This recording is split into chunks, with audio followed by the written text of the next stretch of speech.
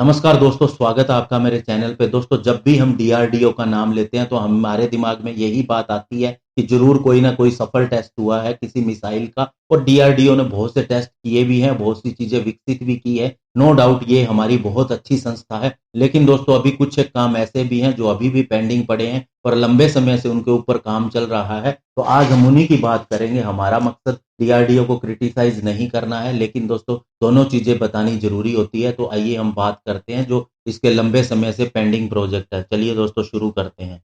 दोस्तों, डीआरडीओ के पास 52 लैब्स है और 7800 से ज्यादा साइंटिस्ट इसके अंडर में काम कर रहे हैं। डीआरडीओ की बहुत सी सफलताएं भी हैं, लेकिन दोस्तों इसके अलावा इसके बहुत से प्रोजेक्ट हैं जो मिस हुए हैं, जो डिले हुए हैं। अगर बड़े एग्जाम्पल के रूप में देखें तो तेजस फाइटर जेट का इंडक्शन हम बहुत ही लंबे समय से करने जा रहे हैं और ये अब जाके सफल हुआ है। लेकिन एक्चुअल में ये तभी माना जाएगा जब हमारा तेजस मीडियम वेट फाइटर आ जाएगा, तब हम कह सकते हैं कि हमने कोई बहुत ज्यादा केपेबल फाइटर जेट बनाया है जो कि राफेल के इक्विवेलेंट है। इसके अलावा दोस्तों अर्जुन टैंक के ऊपर भी हमने बहुत समय खपाया और अभी भी सफलतापूर्वक हमें इस टैंक को नहीं हासिल किया है। और दोस्तों इंसास राइफल की बात करें तो इसे भी इंडियन आर्मी के द्वारा रिजेक्ट कर दिया गया लंबे इस्तेमाल के बाद में, और अभी हम AK 203 को बनाने जा रहे हैं। लेकिन दोस्तों स्पेस टेक्नोलॉजी के अंदर सफलता हासिल करते हुए और उससे एक कदम और आगे बढ़ते हुए डीआरडीओ ने जो बैलिस्टिक मिसाइल्स बनाई हैं उससे इंडिया की स्ट्रेटेजिक पावर बहुत ज्यादा बढ़ी है। दोस्तों डीआरडीओ को 1958 के अंदर शुरू किया गया था एक विजन के साथ कि ये हमारी डिफेंस फोर्सेस को इंटरनेशनली कॉम्पिटिटिव सिस्टम और सॉल्यूशन प्रोवाइड करेगी। दोस्तों अभी डेफ एक्सपो 2020 हुई थी लखनऊ के अंदर, जिसके अंदर बहुत ही बड़ी रेंज के स्ट्रेटेजिक और टेक्निकल वेपन सिस्टम जिसे डीआरडीओ ने डेवलप किया था वहां पर प्रदर्शन के लिए रखे गए थे। और दोस्तों डीआरडीओ ने जिन वेपन सिस्टम का वहां पर प्रदर्शन किया ये उनके टेक्नोलॉजी क्लस्टर के द्वारा आते हैं। ये टेक्नोलॉजी क्लस्टर आप इन्हें लैब भी कह सकते हैं और ये मुख्यतः दोस्तों aeronautical system, armament and combat engineering, electronic and communication system, life science, micro electronic device and computational system, missile and strategic system, इसके अलावा नेवल सिस्टम एंड मटेरियल आदि हैं। और इन हर एक टेक्नोलॉजी क्लस्टर को एक डायरेक्टर जनरल हेड कर रहा है और इनके पास दोस्तों हर तरह के डिजाइन और डेवलपमेंट करने वाले सिस्टम है और दोस्तों सारी कोर डिफेंस टेक्नोलॉजीज भी हैं। दोस्तों मिसाइल क्लस्टर जो है ये हर तरह की मिसाइल के state of the art design और डेवलपमेंट को लेके रिस्पॉन्सिबल है, ताकि हमारी कंट्री हर एक अवस्था के अंदर डेटरेंस कर सके और देश की सुरक्षा प्रदान कर सके।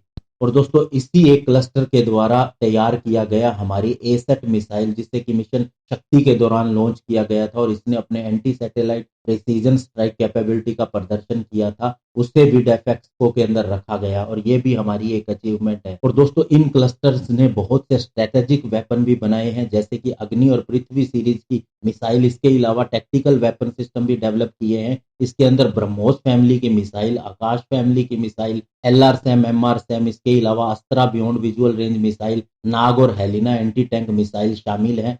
इसके अलावा दोस्तों इन्होंने बहुत से INS GPS सिस्टम भी डेवलप किए हैं और सा वेपन सिस्टम भी डेवलप किया है जो कि एक गाइडेड बॉम्ब होता है और इसे प्रिसीजन स्ट्राइक के लिए भी इस्तेमाल किया जाता है।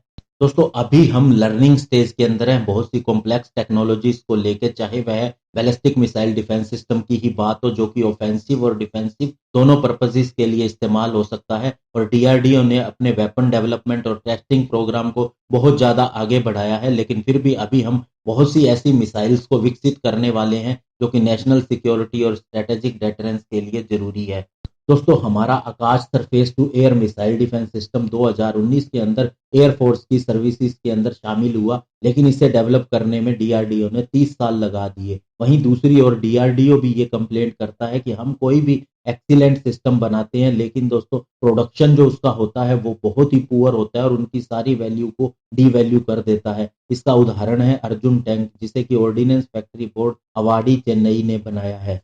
लेकिन दोस्तों ऐसा नहीं है, बहुत से अच्छे उदाहरण भी हैं। अभी रिसेंटली देखे जाए डीआरडीओ के द्वारा तो डीआरडीओ ने beyond visual range air to air missile Astra का भी टेस्ट किया सुखोई 30 MKI प्लेटफॉर्म से। ये 16 से 19 सितंबर 2019 को किया गया और ये ट्रायल दोस्तों बंशी टारगेट एयरक्राफ्ट जो कि सिमुलेटिंग टारगेट था उसके ऊपर किए गए और ये सारे टेस्ट सफल रहे। हर एक तरह से टारगेट को मैन्यूवर किया गया और इसके अलावा मिसाइल के भी अलग अलग डिफरेंट डिफरेंट कन्फिगुरेशन इस्तेमाल किए गए, लेकिन हर कन्फिगुरेशन ने टारगेट को पिन पॉइंट एक्यूरेसी के साथ में हिट किया। दोस्तों डीआरडीओ के बहुत से प्रोजेक्ट है जो अभी अंडर डेवलपमेंट है या फिर ट्रायल्स के अंदर है। दोस्तों इसके अंदर K4, K5, K6 सीरीज की मिसाइल्स हैं जो कि सबमरीन लॉन्च मिसाइल है, हाइपरसोनिक टेक्नोलॉजी डेमोन्स्ट्रेटर व्हीकल है, अस्त्रा MK2 है, SFDR मिसाइल है, एंटी रेडिएशन पृथ्वी डिफेंस व्हीकल, पृथ्वी डिफेंस व्हीकल MK2। इसके अलावा दोस्तों AD1 और AD2 सीरीज की BMD है और एक्सटेंडेड रेंज सैम है, ब्रह्मोस 2 है।